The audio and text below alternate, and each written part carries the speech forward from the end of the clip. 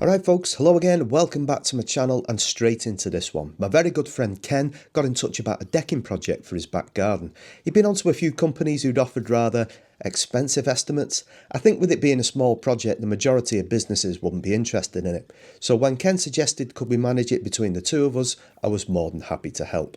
The frame you can see us putting together here was made from 4x2s and was a mixture of new and reclaimed treated timber. The idea I had was to fix the outer frame together first before adding the joists and then finally the noggins. And just for full disclosure, if you haven't watched any of my content before, I would describe myself as an enthusiastic amateur when it comes to projects of this nature. I'm not in the trade, so if you spot something I could have done differently, then please let me know in the comments, as all constructive feedback is more than welcome. To attach the timber frame, I'm using 100mm stainless steel screws, and I have links in the description to any items I'll be using in this video. Using screws instead of nails?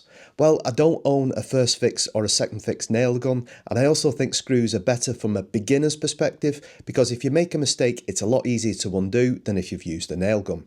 Just to make sure the fixings are stainless steel, as they won't corrode.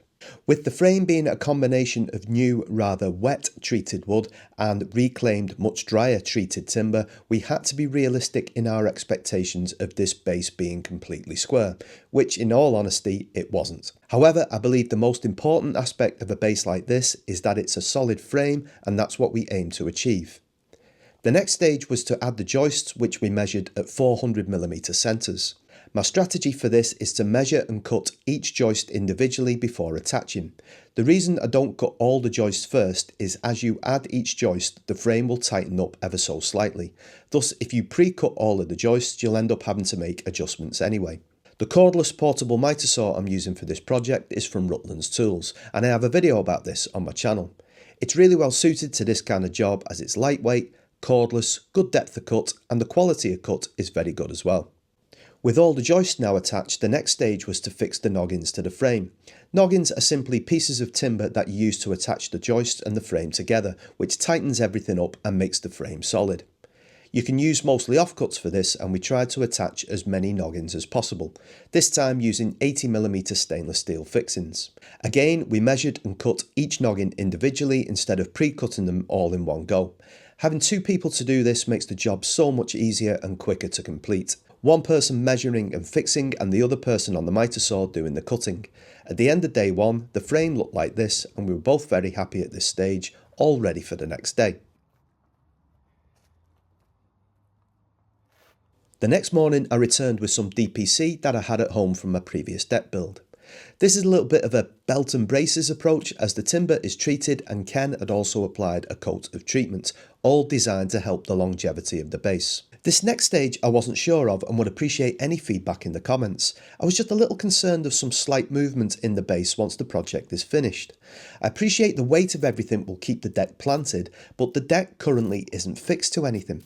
So I had these steel rebar styled hooks with some timber offcuts. Towards the top of the deck that is close to the ground, I fixed the offcuts to the side of the joists and knocked the rebar into the ground, which was then fixed tight to the joists. Not sure if it was the best of ideas, but it wasn't going to do it any harm.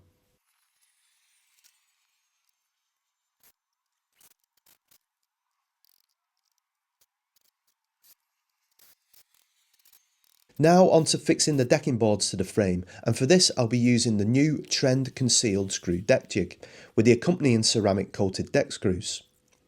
I have some slower footage coming up which you can see how easy it is to use this jig.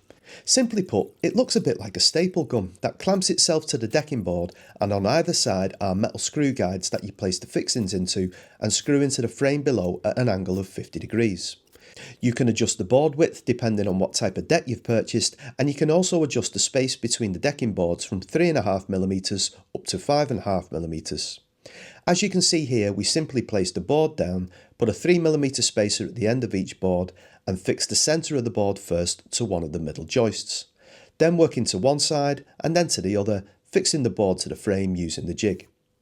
This jig is so simple to use, and the major advantage of it is at the end you will have no visible screw heads showing, which aesthetically makes the deck look so much better. You can see for yourself later on in the video. Fixing the boards in at this angle also offers enhanced strength and stability to the entire structure. It also helps prevent the boards from popping up, and if you do happen to have a damaged board in the future, it's much easier to replace than if you've fixed it down with a nail gun, for example. Finally, not having any exposed screw heads on the top means you are prolonging the life of the deck by minimising the potential for water penetration and rot. As you can also see in this Benny Hill style footage, the decking boards have not been cut to size, and you will see why a little bit later on.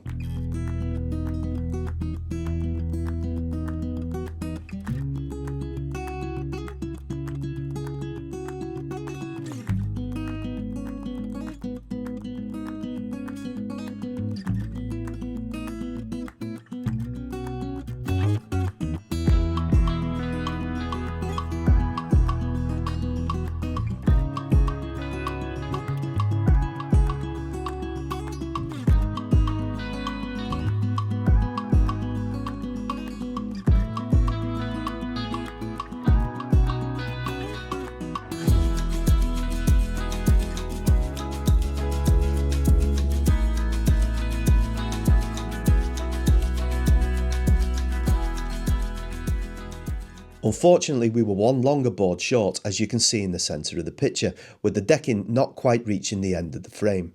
However, instead of pausing the project, we temporarily fixed a shorter board in for now, and will return later once we picked up another board from the timber yard, where we can remove the shorter board and replace it with a longer board. Again, this was made so much easier by using the jig, which helped us to keep the spacings nice and even.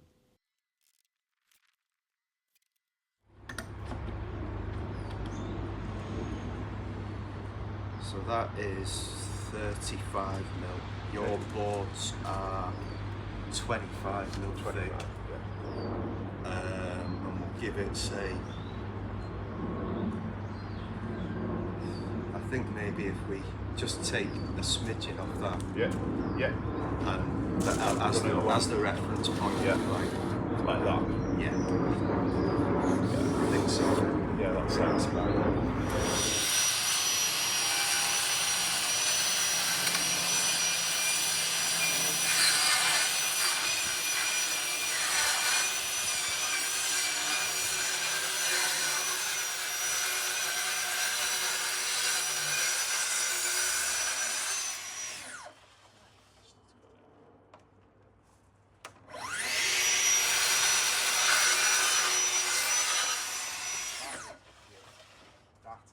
Brilliant, isn't it? That's incredible. It's absolutely brilliant, isn't it? Right, we need to get, we'll just sort of pop it down for a minute and then we'll start figuring out. Let's take a piece of meat.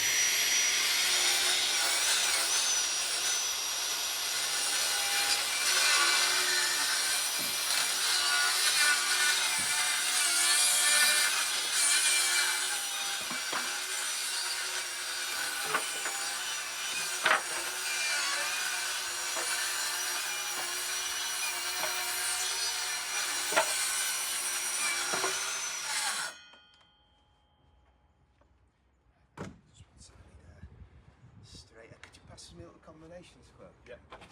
That one, yeah. The posh one, please. Cheers, thanks. The posh one. I just need a straight edge. Yeah.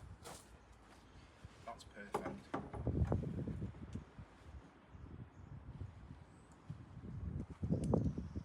That's perfect. What do you think, right? Yeah, that's perfect. That? Yeah. Very much so.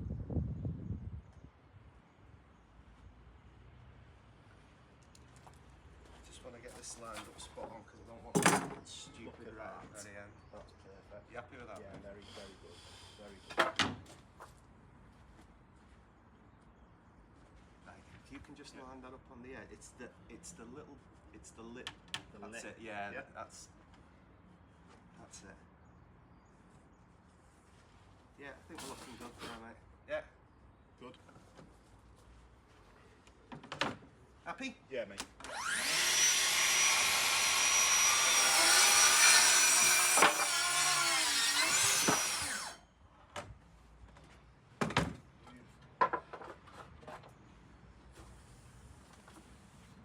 Get it in your stone.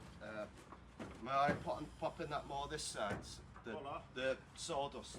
Yeah. So yeah, this way. I don't want to get any stonework. So. Right, let's move this away.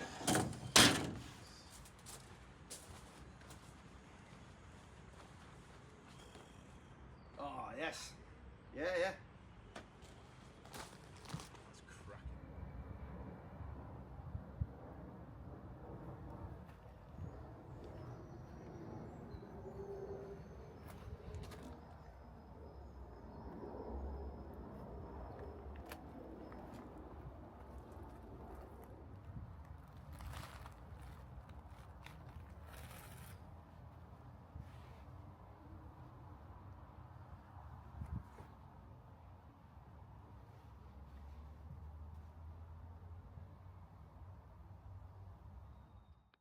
Right, that's this one done, and I have to say I'm really happy with it, how it's turned out. Working with Ken, having someone working with us has been brilliant.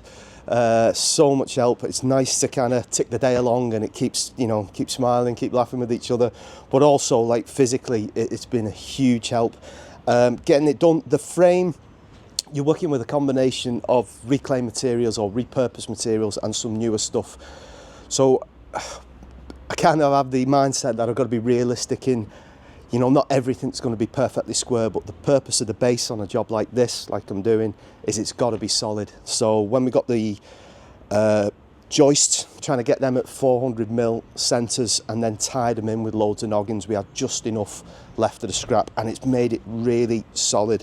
The top looks great.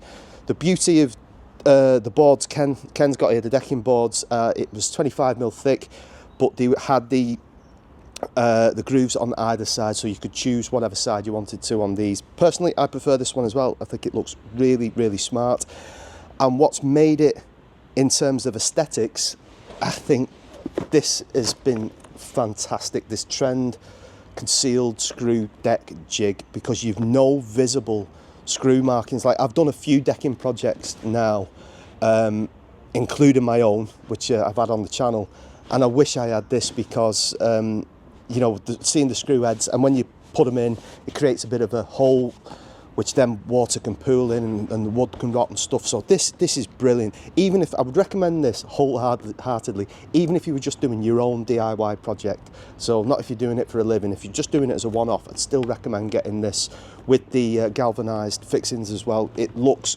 great. Also, having the track saw was a big benefit at the end, because we weren't having to cut each individual board at the exact angle. So it's just a case of putting down the boards slightly oversized or whatever we had, and then cutting them off using the rail square on that side to get the 90 degrees, and then getting the angle to the base on that side. Hope you enjoyed this one, folks. As ever, take care, look after yourselves, and I'll see you soon. Thanks for watching.